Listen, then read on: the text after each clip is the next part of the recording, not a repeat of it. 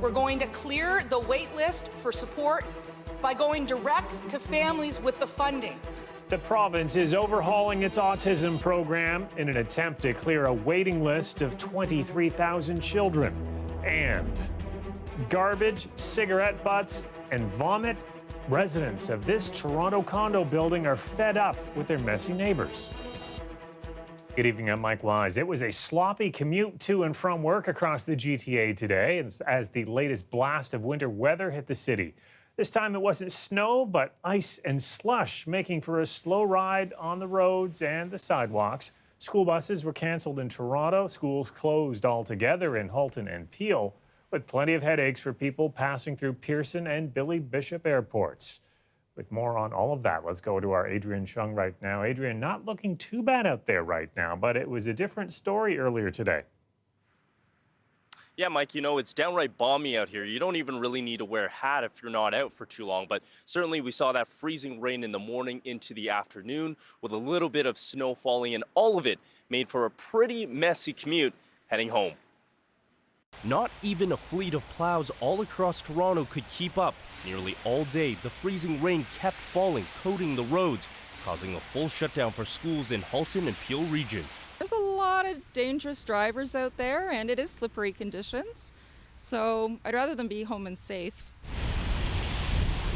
Out on the sidewalks, pedestrians sloshed through the slush, jumping over puddles, making the commute home an even tougher grind. I always get mud stains on the back. How do you deal with that? I don't. You don't? What's your secret? High boots. That's the only way to do it. You got to just do your best and plan. Yeah. It's that time of year. The weather is terrible. It is terrible out here. It is slipping, sliding all over the streets. Like cars are trying to get home. People are trying to get home faster. And for some, well, this was perfect biking weather. I find it's still faster than public transit most of the time, and I prefer relying on my own timetable. The freezing rain caused problems too, with some delays along TTC streetcar lines. And for flights in and out of Toronto, this passenger knew he'd be going nowhere fast since this morning. It looked like it was sugar. Like, the snow in Toronto is so weird. And then all of my friends were like, you're not getting out of the city. He wasn't the only one. Pearson International Airport saw 29% of its departures canceled throughout the day. Many airlines not willing to take the risk on a slick runway. We do have extra crews throughout the day, and they'll be in place again tomorrow. On a day like today, ice and frost can form on the aircraft, and the aircraft must be de-iced to remove the contamination on their critical services and allow for a safe takeoff. Which meant 2 delayed flights for Sarah Clark, who's been sitting and waiting for hours. They told me my flight was delayed, so now I'm going to be here for 26 hours. She's ready for this freezing rain to go away and come back another day. You're tired, you're ready to go. Yeah, absolutely. Yeah, I need a shower. Now, colleges and universities also saw shutdowns, with York University, Seneca, Ryerson, U of T campus in Mississauga, due to the weather, and they're expecting to reopen back up tomorrow, hopefully with a little bit less of that miserable weather. Mike, I'll send it back to you. We can certainly hope. Thanks, Adrian.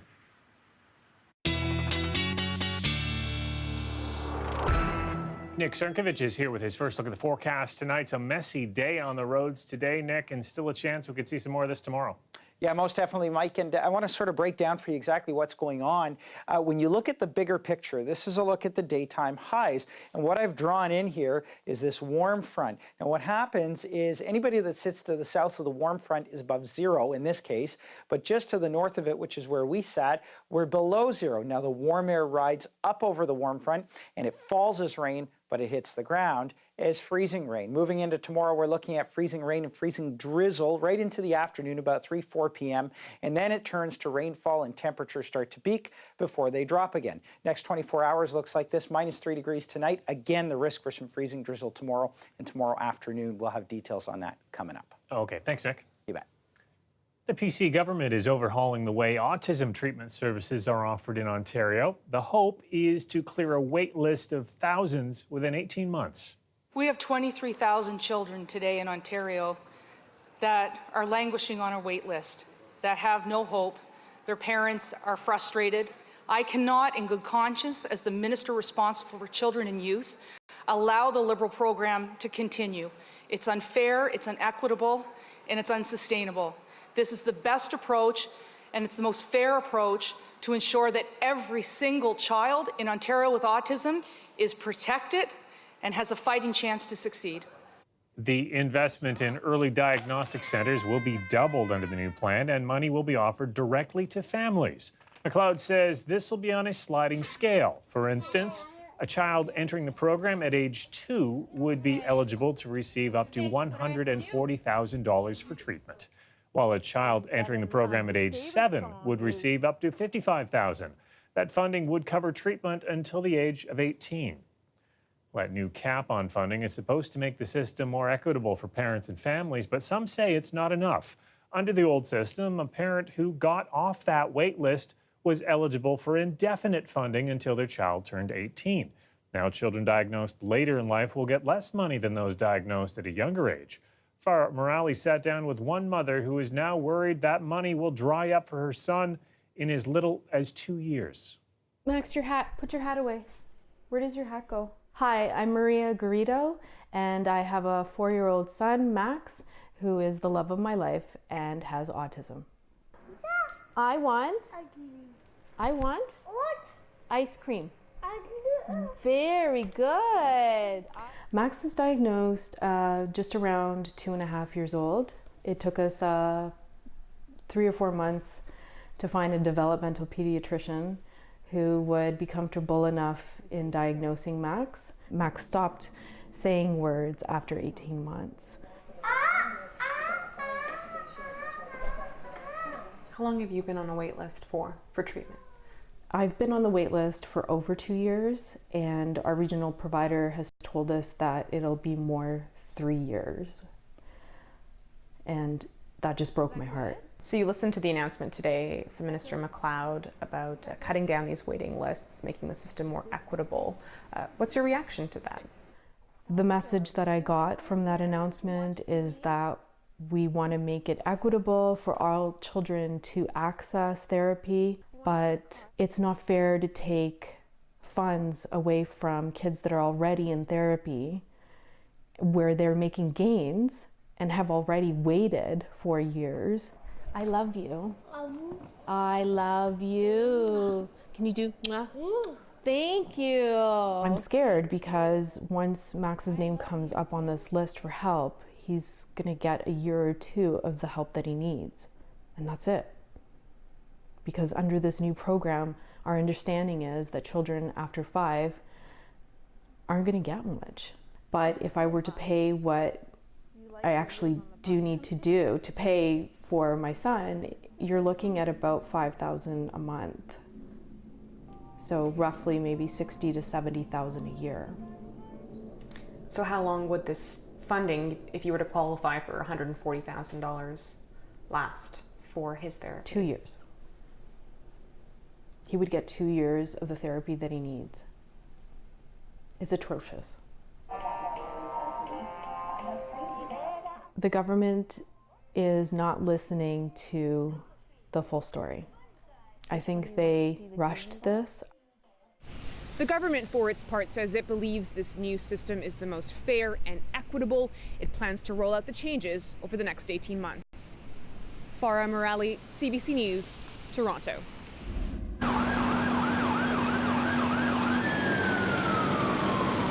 A 4-alarm blaze ripped through a commercial building in the heart of Chinatown today. Crews were called to Spadina near Dundas around 10 this morning.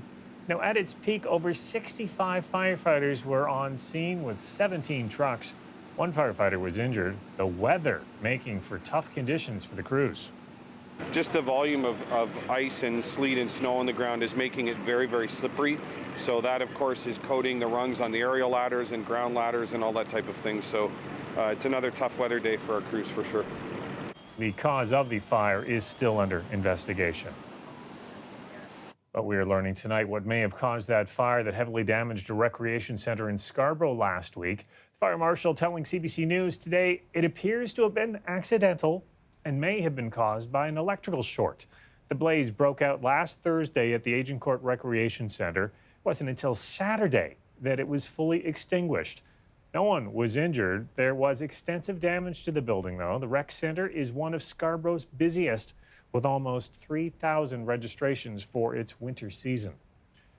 And we're hearing tonight from Toronto building inspectors who say they've looked at a daycare on Roncesvalles that was where part of the roof caved in on Monday.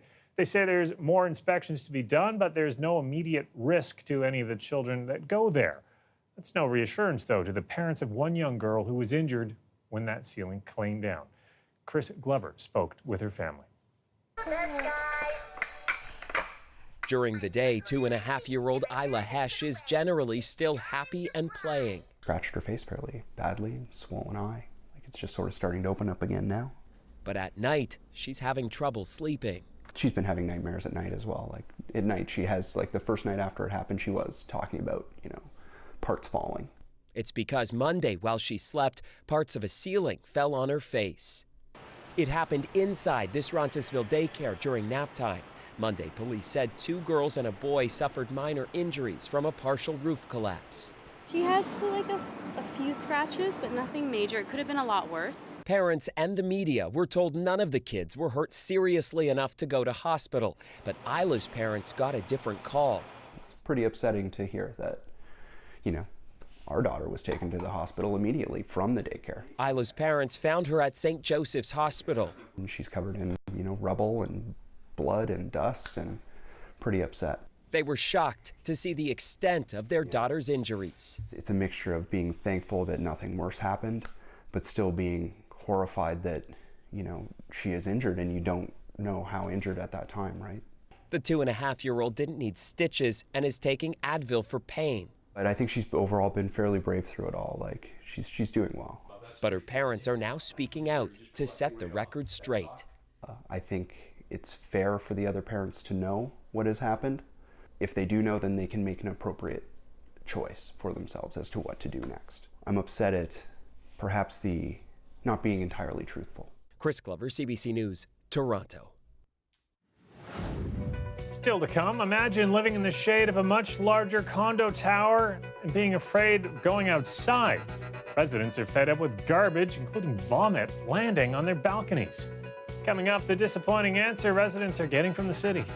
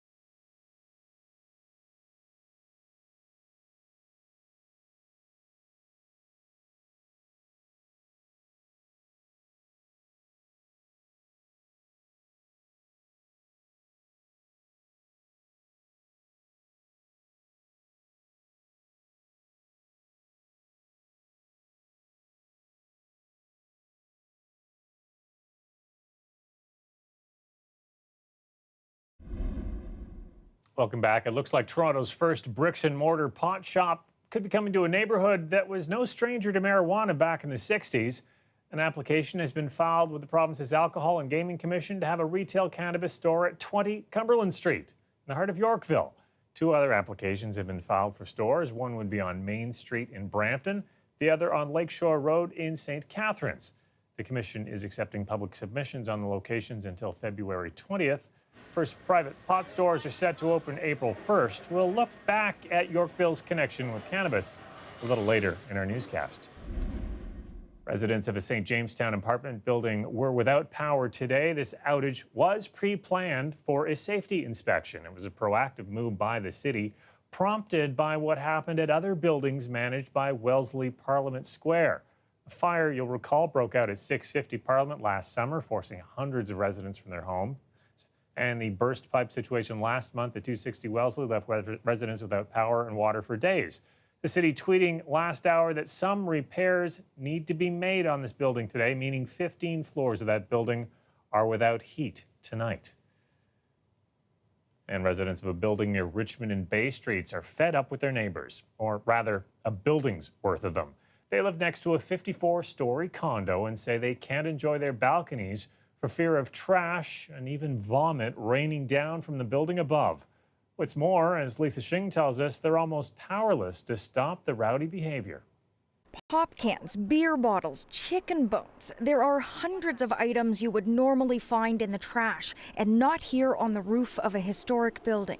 In construction, a hammer fell right through a skylight and ended up on somebody's desk.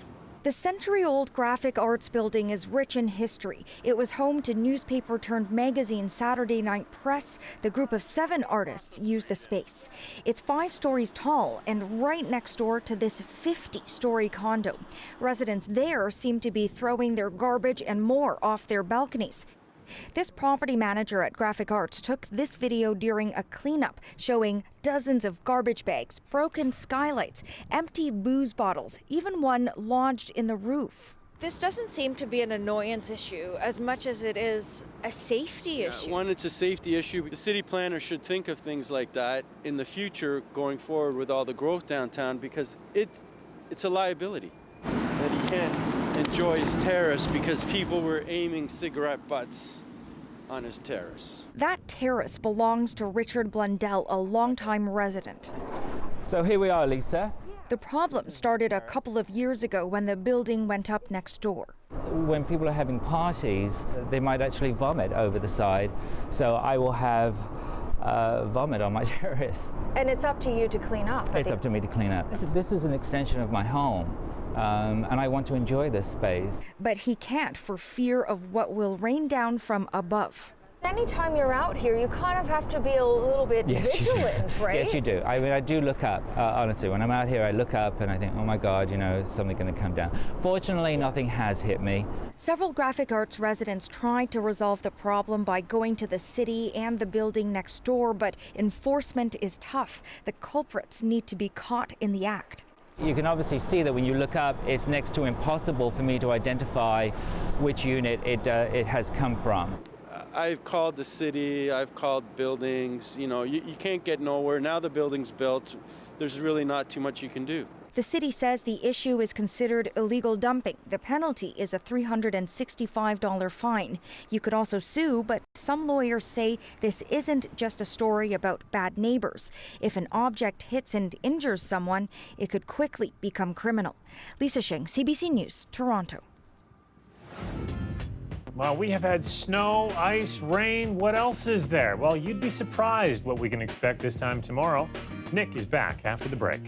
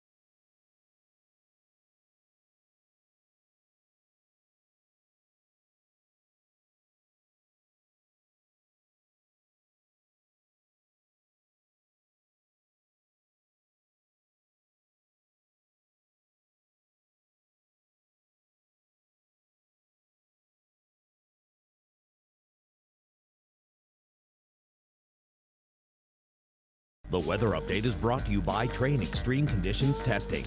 It's hard to stop a train, really hard. Train, the most reliable heating and cooling brand.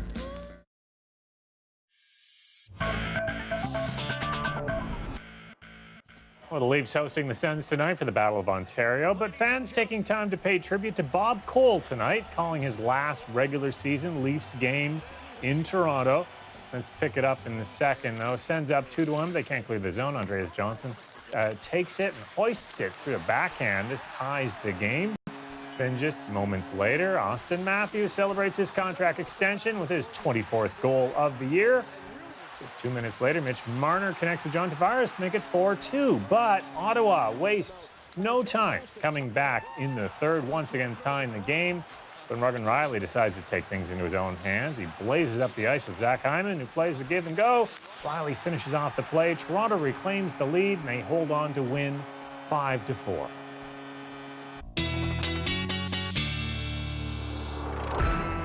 Nick Sirkovich joins us again with his extended forecast. You're going to be tracking down when we could see some freezing drizzle tomorrow. Yeah, absolutely, Mike. Now, Environment Canada issuing freezing drizzle advisories across the region. This in the wake of the freezing rainfall warnings that we had earlier. And basically what they're warning of in this case here is that we are looking at the risk for patchy freezing drizzle throughout tonight and into tomorrow afternoon before the temperatures start to rise up above the zero mark. In terms of the timing, here's what it looks like. Moving through tonight, we're expecting to see some patchy freezing rain and drizzle down in southwestern Ontario, and by tomorrow morning and even the early morning hours, certainly in the GTA and the Golden Horseshoe as well. That pretty much lasts into the afternoon. Round about 3 to 4 p.m., it's going to switch over to rainfall, and then we've got rain into the evening hours, with the risk, believe it or not, of a thunderstorm. So we've got 4 seasons of weather here, all happening in the next 24 hours. That rain continues, and then tomorrow night as temperatures drop, we've got the risk of snow flurries moving into the GTA, although nothing really accumulating at this point. That lasts into Friday morning's commute.